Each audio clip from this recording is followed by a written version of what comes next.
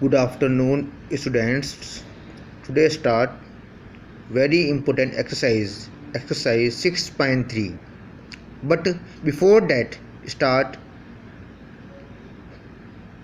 today discuss some very important theorem. इसमें first theorem है बच्चों, the sum of the angles of triangle is 180. जो ये आपको ट्रायंगल गिवन है, इसके तीनों angle A, angle B, angle C, इन तीनों एंगल का सम 180 होता है. ये आप जानते हैं, इसका प्रूफ हम आज सीखेंगे. Given that triangle A B C, ये ट्रायंगल ए बी और सी ये आपको इसमें गिवन है. आपको प्रूफ करना है angle A angle B plus angle C equal 180. बच्चों इसके लिए हम यहाँ पे एक करेंगे कंस्ट्रक्शन. क्या करेंगे वो कि draw a parallel line M N. एक पैरेलल लाइन हमें यहाँ पे एम एन ड्रॉ करनी है टू बी सी के पैरेलल, पासिंग थ्रू पॉइंट ए, जो कि पॉइंट ए से पास होती है.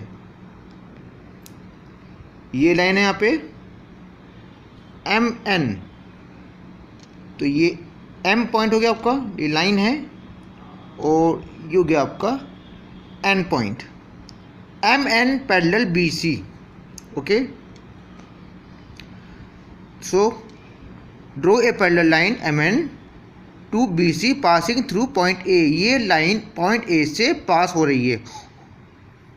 Now since M N parallel B C, M N parallel B C by construction. Okay, and ए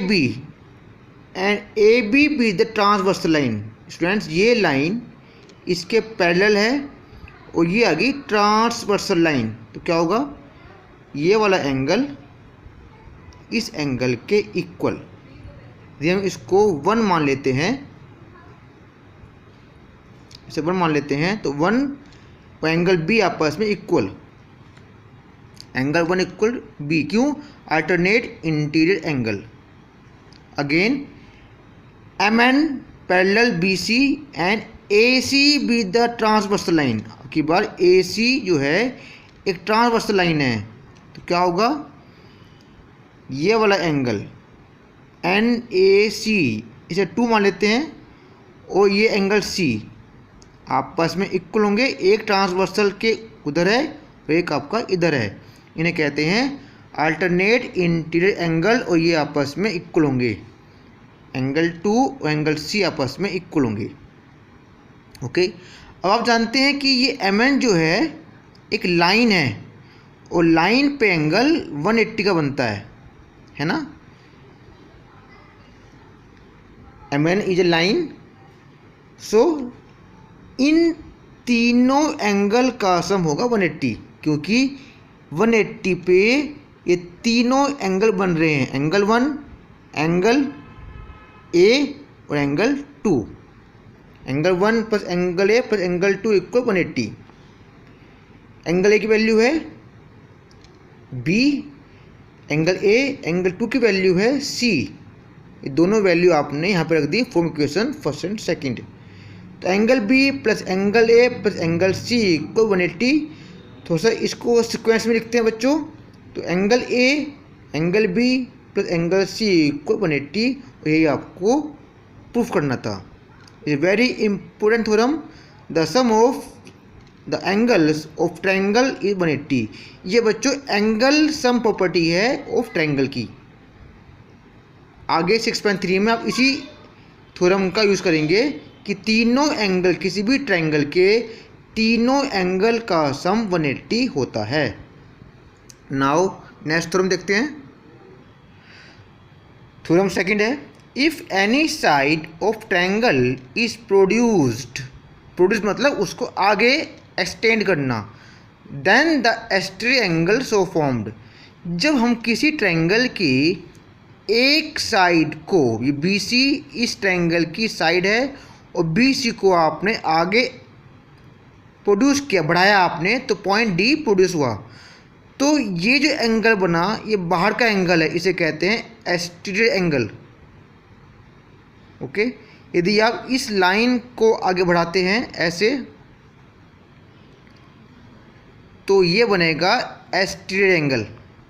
यदि आप इस लाइन को आगे बढ़ाते हैं तो ये जो एंगल आएगा ये आएगा एक्सटीरियर एंगल। यदि आप इस लाइन को आगे बढ़ाते हैं तो ये जो एंगल आएगा ये आएगा एक्सटीरियर एंगल। तो किसी ट्रायंगल के किसी साइड को आगे बढ़ाने पर जो पॉइंट प्रोड्यूस होता है उस पॉइंट के साथ एक्सटीरियर एंगल बनता है बच्चों।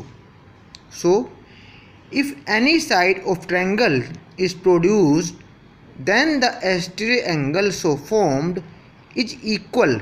ये एंगल इक्वल होगा किसके? Sum of the two interior opposite angle. इस ट्रायंगल के जो इंटीरियर एंगल है वो है एंगल 1, एंगल 2, एंगल 3, अंदर के एंगल हैं ये। लेकिन उसने कहा आपसे अपोजिट एंगल। अपोजिट एंगल मतलब जो एंगल इस एंगल के सामने है, एंगल 1 और एंगल 2। एंगल 3 इसके सामने नहीं है, ये इसके साथ का एंगल है। ओके, तो इसने ये कहा आपसे कि यदि हम किसी ट्रायंगल के किसी साइड को आगे बढ़ाते हैं तो जो पॉइंट प्रोड्यूस होता है, प्रोड्यूस होने पे जो एक्सटीरियर एंगल बनता है, बाहर का एंगल, वो टू इंटीरियर अपोजिट एंगल के सम के इक्वल होता है। मीन्स एंगल 4 जो है आपका एंगल 1 और एंगल 2 के इक्वल होगा।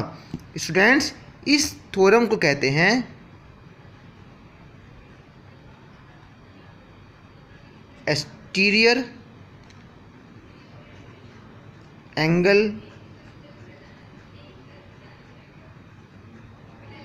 थ्योरम। एक्सटीरियर एंगल थ्योरम इस थ्योरम का नाम है।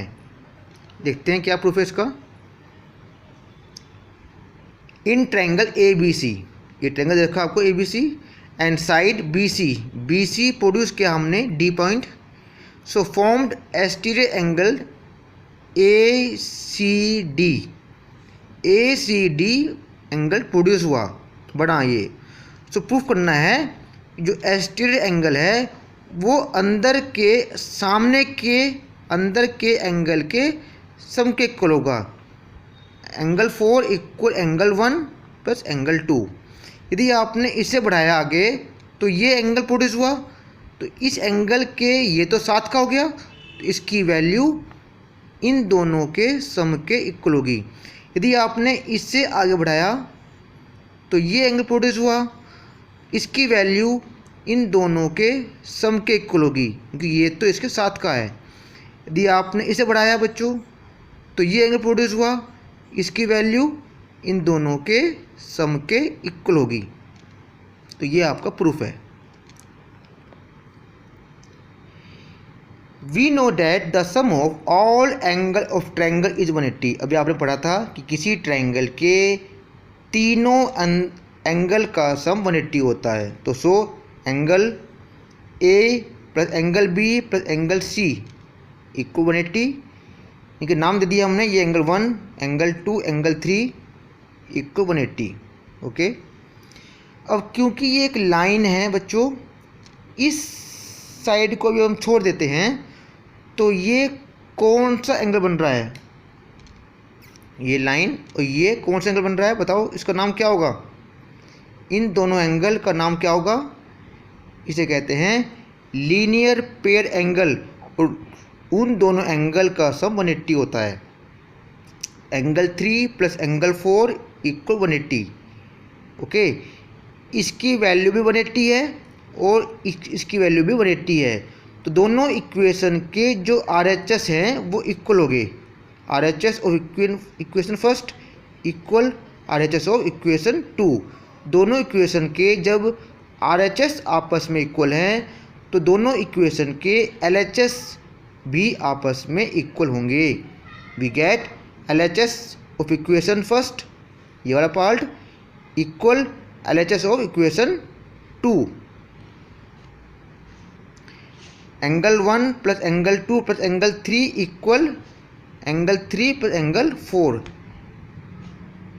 एंगल 3 से एंगल 3 आपका कैंसिल आउट हुआ, यहाँ बचा angle 1 plus angle 2 equal angle 4। और यही आपको यहाँ पे प्रूफ करना था बच्चों, जो कि प्रूफ हो गया। या इसको आप ऐसे भी लिख सकते हैं